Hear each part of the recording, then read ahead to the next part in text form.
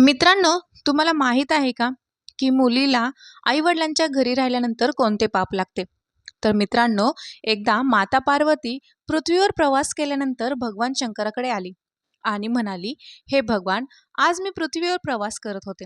तेव्हा मी पाहिले की काही मुली त्यांच्या वडिलांच्या घरी दीर्घकाळ राहत होत्या. तर पूर्वीच्या काळात लहान वयातच मुलीचे लग्न होत होते आणि तेव्हापासून ते नवऱ्याच्या घरी राहायला जात असत. आणि मी एक विचित्र प्रकार पाहिला आहे की लग्नानंतरही अनेक मुली त्यांच्या वडिलांच्या घरी दीर्घकाळ आणि वारंवार, तसेच मुलीने वडिलांच्या घरी जास्त काळ राहणे योग्य नाही. मुलगी कोणत्या वयात लग्नास पात्र आहे आणि लग्नानंतर वडिलांच्या घरी राहिल्याने कोणते पाप लागते? तर भगवान, तुम्ही या जगाचे सत्य आहात आणि तुम्हीच शेवट आहात. तेव्हा भगवान शिव हसले आणि म्हणाले, हे देवी, आज तू विचारलेले प्रश्न समस्त मानवजातीच्या कल्याणासाठी आहे, खूप महत्त्वाचे आहेत. आज मी या सर्व प्रश्नांची उत्तरे एका सत्य घटनेच्या माध्यमातून देतो. तर ही कथा माझ्या भगवान श्रीकृष्ण यांच्या द्वापर युगातील आहे. हे देवी पार्वती, जो कोणी ही कथा ऐकेल आणि इतरांना देखील सांगेल, मी त्यांच्या 100 पापांना क्षमा करतो आणि मृत्यूनंतर ती व्यक्ती अनंत काळापर्यंत माझीच राहते. तेव्हा माता पार्वती म्हणते, हे भगवान, मी ही कथा नक्कीच लक्षपूर्वक ऐकीन. तेव्हा भगवान शिव म्हणतात, हे देवी, ही 28व्या द्वापर युगाची घटना आहे. यदुकुळातील महान योद्धा युग्रसेनाच्या ठिकाणी घडलेल्या घटनेचे मी भूतकाळाच्या रूपात वर्णन करीन. मथुरा नावाचे नगर होते. तिथे उग्रसेन नावाचा यदुवंशी राजा राज्य करत होता. तो शत्रूंवर विजय मिळवणारा, सर्व धर्मांचा जाणकार, आपल्या प्रजेचा रक्षक आणि अत्यंत सद्गुणी राजा होता. राजा उग्रसेन धार्मिकतेने राज्य चालवत असे आणि आपल्या प्रजेचे पालन करीत असे. त्या काळी विदर्भातील परमपवित्र देशात सत्यकेतू नावाचा एक पराक्रमी राजा राहत होता. त्यांना मायावती नावाची मुलगी होती. ती सत्यधर्माची अनुयायी, अतिशय सुंदर, सदाचारी आणि चारित्र्य संपन्न होती. मथुरेचा राजा उग्रसेनने त्या सुंदर नेत्रांना विचारले, जी खूप सुंदर होती, आणि मथुरेचा राजा उग्रसेन मायावतीसोबत लग्न केले. तिच्या प्रेमाने राजा मंत्रमुग्ध झाला. राजा आपल्या जीवापेक्षा जास्त तिच्यावर प्रेम करू लागला. मायावतीला सोडून ते जेवण सुद्धा करत नव्हते. अशा प्रकारे दोघांचीही वेळ अगदी आनंदाने निघून जात होती. काही काळानंतर विदर्भाचा राजा सत्यकेतू याला आपली कन्या मायावतीची आठवण झाली आणि तिची आई देखील तिला पाहू न शकल्यामुळे खूप दुःखी झाली. मग त्यांनी एके दिवशी मथुरेचा राजा उग्रसेन यांच्याकडे आपल्या कन्येची विचारपूस करण्यासाठी यांचे दूत पाठवले. राजा सत्यकेतू यांचे दूत राजा उग्रसेनला आदराने म्हणाले, महाराज, विदर्भाचा राजा सत्यकेतू यांना राजकुमारी मायावतीला म्हणजेच त्यांच्या मुलीला भेटायचे आहे. जेव्हा या उग्रसेनने दूतांकडून हे ऐकले तेव्हा तो देखील आनंदी झाला, कारण त्याची देखील इच्छा होती की राणी मायावतींनी आपल्या वडिलांच्या ठिकाणी काही दिवस विश्रांतीसाठी जावे. मग आपुलकीने आणि उदारतेने त्यांनी पत्नी मायावती यांना विदर्भाच्या राज्याकडे पाठवले. पतीने पाठवल्यानंतर मायावती मोठ्या आनंदात आईवडिलांच्या घरी आल्या. तेथे पोहोचल्यानंतर महाराज सत्यकेतू त्यांच्या आगमनाने खूप आनंदित झाले. राणी मायावतींना तिथे आनंद वाटला. राणी मायावती आपल्या मैत्रिणींसोबत मंत्रमुग्ध होऊन तिथे फिरू लागल्या. पूर्वीप्रमाणेच ती घर, जंगल, तलाव, राज्य अशा सर्व ठिकाणी फिरू लागली, कारण लग्नानंतर ती पहिल्यांदाच वडिलांच्या घरी आली होती. इथे आल्यानंतर ती पुन्हा मुलगी झाली. त्यानंतर काही दिवस उलटून गेल्यावर ती विसरली की तिचे लग्न झाले आहे. त्याच्या वागण्यात आता लज्जा किंवा कोणताही संकोच नव्हता. तेव्हा भगवान शिव म्हणतात, हे देवी, एकेकाळी राणी मायावती आपल्या मैत्रिणींसह एका सुंदर पर्वतावर फिरायला गेली होती. तेथे केळीच्या बागेने सुशोभित असे एक रमणीय वन दिसले. तेथे फुलांचा झराही होता. तेव्हा राजकुमारी मायावतींनी पाहिले की एका बाजूला इतका सुंदर पर्वत आहे, दुसऱ्या बाजूला सुंदर जंगल आहे आणि मध्यभागी सर्वत्र भद्र नावाचे स्वच्छ पाण्याने भरलेले तलाव आहे. मायावती लहान मुलीसारखी ती तिच्या मैत्रिणींसोबत खेळू लागली. हे जग विसरून ते सर्व खेळात मग्न झाले. मग ती तलावात उतरली आणि हसत खेळत जलक्रीडा करू लागली. त्याचवेळी कुबेराचा सेवक गोबल नावाचा राक्षस आकाशातून प्रवास करत होता.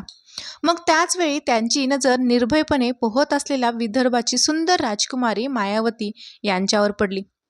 गोबल यांच्याकडे देवी शक्ती असल्यामुळे त्यांना निश्चितपणे माहीत होते की ही विदर्भाच्या राजाची कन्या आणि महाराज उग्रसेनची प्रिय पत्नी आहे. मग तो मनात म्हणू लागला की मायावती ही पतिव्रता असल्यामुळे ती आत्मबळाने सुरक्षित आहे. हिला साध्य करणे कोणत्याही पुरुषाला फार कठीण आहे. तिचा नवरा उग्रसेन हा फारच मूर्ख माणूस आहे, ज्याने इतक्या सुंदर बायकोला माहेरी पाठवले. गोबल राक्षसाच्या मनात मायावतीबद्दल ईर्ष्या निर्माण झाली. गोबल विचार करू लागला की मला तिच्याकडे जायचे आहे. मी तिच्याकडे कसे जाऊ आणि मी तिचा कसा उपभोग करू. भगवान शिव म्हणतात, हे देवी राजकुमारी मायावतींच्या सौंदर्याने दानव मोहित झाला आणि विचारात पडला आणि मग त्याने एक निर्णय घेतला. मग तो राक्षस गोबल याने महाराज उग्रसेनचे मायावी रूप धारण केले. तेच शरीराचे अवयव, तेच कपडे, तेच वेश आणि त्याच अवस्थेत तो पूर्णपणे राजा उग्रसेन यांचे रूप धारण करून तो पर्वताच्या शिखरावर उतरला आणि नंतर अशोक वृक्षाच्या सावलीत एका खडकावर बसून त्याने संगीतमय गीते गायली. मैत्रिणींमध्ये बसलेल्या सुंदर मायावतींनीही हे गोड गाणे उत्कृष्ट आवाजात ऐकले. ती विचार करू लागली की इतकं सुंदर गाणं कोण गाते. राजकुमारी मायावती यांना त्याला भेटायची तीव्र इच्छा होती. तिने तिच्या मैत्रिणींसोबत जाऊन पाहिले तेव्हा अशोकाच्या सावलीत एक सुंदर आणि भव्य पुरुष बसला होता. तो महाराज उग्रसेन सारखा दिसत होता. भगवान शिव म्हणतात, हे देवी, साक्षात तो राजाच्या वेशातला नीच राक्षस गोबल होता. राजकुमारी मायावती विचार करू लागल्या की माझा स्वामी मथुरेचा राजा आपले राज्य सोडून इतक्या दूर कधी आणि कसा आला. ती असा विचार करत असतानाच त्या पापी दानवाने स्वतःहून हाक मारली, ए प्रिये, तुझ्याशिवाय हे जीवन जगणे मला अशक्य झाले, म्हणून मी तुला सोडून कुठेही राहू शकत नाही. जेव्हा आपल्या पतीच्या रूपातील राक्षसाने हे सांगितले तेव्हा राजकुमारी मायावती थोडी लाजून त्यांच्यासमोर गेली. तो दानव तिचा हात धरून तिला एका निर्जन स्थळी नेले आणि तिचा वापर केला. महाराज उग्रसेनच्या गुप्त भागांमध्ये काही विशेष चिन्ह होते जे मायावतीला त्या पुरुषात दिसले नाही. त्यामुळे राजकुमारी मायावतींनी स्वतःची काळजी घेतली. पण या घटनेमुळे तो दुष्ट राक्षस गोबल खूप रागवला. मायावती म्हणाली, अरे मला लवकर सांग की तू कोण आहेस. तुझा आकार राक्षसासारखा आहे आणि तू पापी आणि क्रूर आहेस. असे बोलून मायावतीचे डोळे पश्चातापाने भरून आले. ती त्याला शाप देण्यास तयार झाली आणि म्हणाली, हे दुष्ट आत्म्या, माझ्या पतीच्या रूपात येऊन तू माझी फसवणूक केली आहेस आणि या धार्मिक शरीराला अपवित्र केले आहेस. तू माझ्या चांगल्या पती स्वभावाचा नाश केला आहेस. मी तुला कठोर शाप देणार आहे. राजकुमारी मायावतीचे म्हणणे ऐकून राक्षस गोबल म्हणाला, हे पतिव्रता स्त्री, भगवान विष्णू आणि श्रेष्ठ ब्राह्मणाच्या भीतीने सर्व राक्षस पळून जातात आणि मी या पृथ्वीतलावर फक्त राक्षस धर्मानुसार फिरत आहे. आधी माझ्या गुन्ह्याचा विचार कर आणि कोणत्या गुन्ह्यावर तुम्ही मला शाप देत आहेत. तेव्हा राजकुमारी मायावती म्हणाल्या, हे पापी राक्षस, मी एक संत आणि माझ्या पतीची भक्त आहे. माझ्या मनात फक्त माझ्या पतीचीच इच्छा आहे. मी नेहमी त्याच्यासाठी तपश्चर्या करते. मी माझ्या धर्माच्या मार्गावर वसलेली आहे. पण भ्रम निर्माण करून तू माझी संपत्ती आणि मला सुद्धा नष्ट केले आहेस. म्हणून हे दुष्ट राक्षस, मी तुझाही नाश करेन. तेव्हा गोबल राक्षस म्हणाला, हे राजकन्ये, तुला योग्य वाटले तर हे लक्षपूर्वक ऐक. मी फक्त धर्माबद्दल बोलत आहे. जी स्त्री आपल्या पतीची रोज मनाने, वाणीने आणि कामाने सेवा करते, तिलाही पती संतुष्ट झाल्यावर समाधानाचा अनुभव येतो. पती रागवलेला असला तर ती त्यालाही सोडत नाही. ती त्याच्या दोषांकडे आणि गुन्ह्यांकडे लक्ष देत नाही आणि आपल्या पतीच्या सर्व कामात पुढे राहते.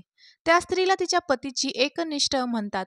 जर स्त्रीला या जगात आपले कल्याण करायचे असेल तर तिने पतीत आजारी, अपंग, कुष्ठरोगी, सर्व धर्म विरहित आणि पापी असलेल्या पतीचा त्याग करू नये. जी आपल्या पतीला सोडून इतर कार्यात आपले मन समर्पित करते तिला व्यभिचारिणी मानले जाते. जगातील सर्व धर्मापासून बहिष्कृत केले जाते. भगवान शिव म्हणतात, हे देवी, पुढे गोबल दानव म्हणतात की मला धर्माचे ज्ञान हे वेद आणि शास्त्रांमधून आणि माझ्या गुरूंकडून मिळालेले आहे. संसारांचा त्याग करून पतीची सेवा सोडून इकडे का आलीस? इतके होऊनही तू तुझ्याच तोंडून म्हणतेस की मी माझ्या नवऱ्याची भक्त आहे. तुमच्या या कृतीमुळे तुमच्या पतीचा व्रताचा थोडासा अंशही तुमच्यात दिसत नाही. तू सर्व भय सोडून पर्वत आणि जंगलात मग्न होऊन भटकत आहेस. म्हणूनच तू पापी आहेस. तुला ही मोठी शिक्षा देऊन मी तुला सरळ मार्गावर आणले आहे.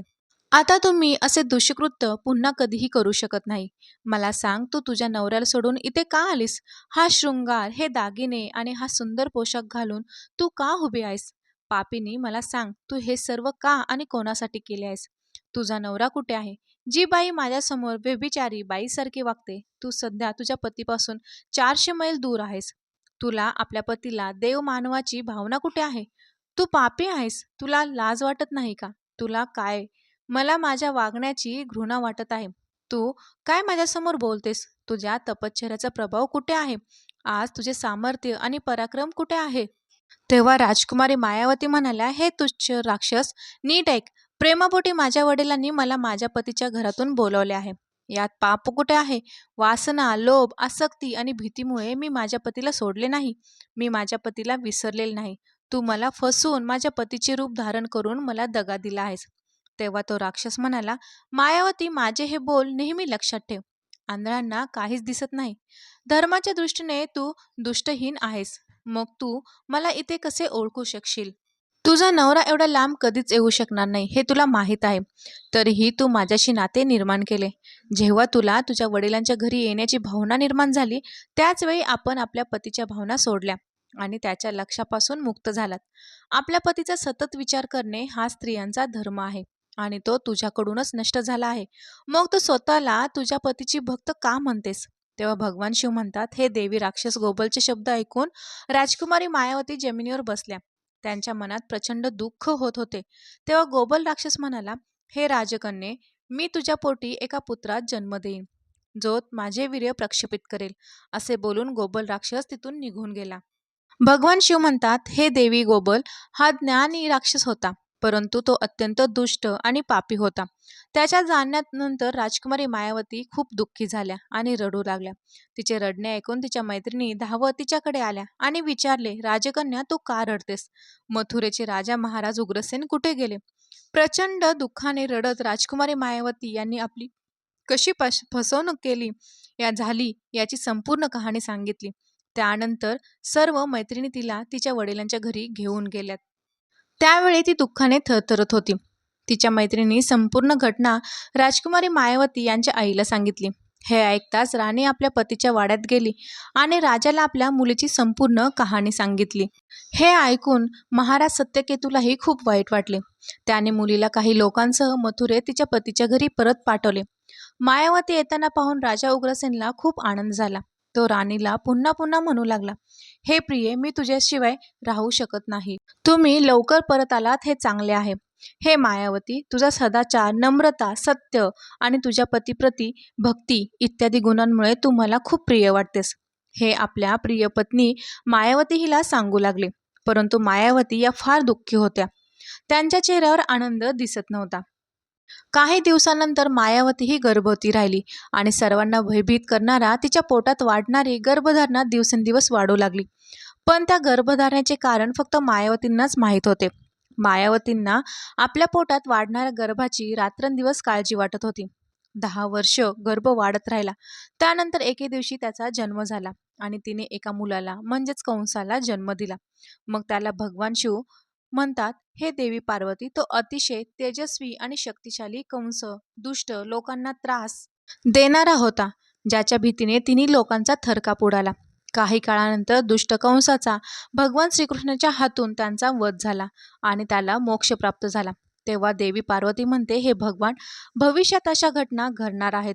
हे मी पण ऐकले आहे. हे देवी, मी तुला जे काही सांगितले हे सर्व पुराणांचे निश्चित मत आहे. त्यामुळे वडिलांनी मुलीला घरी ठेवण्याचा मोह आवरू नये. भगवान शिव म्हणतात, हे देवी, आता मी तुला कुवारी कन्याबद्दल काही महत्त्वाच्या गोष्टी सांगतो. कोणतीही मुलगी तारुण्य अवस्थेत आल्यावर ती लग्नासाठी पात्र ठरते आणि पालकांनी योग्य वर निवडून त्यांच्याशी लग्न लावून द्यावे. तिला कधीही जास्त काळ घरात ठेवू नये. तिचे पालनपोषण तिच्या पतीच्या घरी होणे योग्य आहे. तिथे राहून तिने भक्तीतून उत्तम गुण शिकते आणि पतीची सेवा करते. त्यामुळे कुळाची कीर्ती वाढते आणि वडीलही आनंदी जीवन जगतात. सासरच्या घरी राहून तिने पाप केले तर त्यामुळे पतीला त्याचे परिणाम भोगावे लागतात. तेथे सदाचारी राहून तिला पुत्रांसह सदैव समृद्धी प्राप्त होते. मुलीच्या चांगल्या गुणांमुळे वडिलांची कीर्ती वाढते आणि दोन्ही कुळांचे पूर्वज तृप्त होऊन आशीर्वाद देतात. हे देवी, मुलीला सुनेसोबत ही घरात ठेवू नये. असे केल्याने त्या माणसांच्या आज्ञेचा आदर कालांतराने कमी होत जातो आणि त्यालाही ते जाणवतं. जेव्हा मुलगी विवाहयोग्य होते त्यामुळे अनोळखी लोक त्यांच्याकडे वाईट नजर टाकू लागतात. त्यापूर्वी तरुण मुलीला तिच्या वडिलांच्या घरी ठेवणे म्हणजे चोरांमध्ये खजिना भरून ठेवण्यासारखे आहे आणि त्या स्त्रीचा दागिना आणि तिच्या वडिलांचा सन्मान म्हणजे त्या मुलीचा आदर, जी नेहमी सुरक्षित ठेवली पाहिजे. कोणत्याही स्त्रीने आपल्या पतीपासून कधीही दूर राहू नये. जास्त वेळ वडिलांच्या घरी राहणे हेही पाप आहे. मित्रांनो, भक्त स्त्रीचे स्थान हे सदैव पतीच्या चरणी असते आणि पतीसाठी पत्नीचे स्थान नेहमी हृदयात असावे. भगवान शिव म्हणतात, "हे देवी पार्वती, आता मी तुम्हाला तुमच्या सर्व प्रश्नांची उत्तरे दिली आहेत." तेव्हा माता पार्वती म्हणते, "हे भगवान, आज मी धन्य झाले आहे, ज्याने माझ्या मनातील सर्व प्रश्न दूर झाले आहेत." तर मित्रांनो, तुम्हाला जर ही माहिती आवडली असेल तर व्हिडिओला नक्कीच लाईक करा आणि तुम्ही जर ज्ञानवर्धक मोटिवेशनल चॅनलवरती नवीन असाल तर चॅनलला जरूर सबस्क्राईब करा.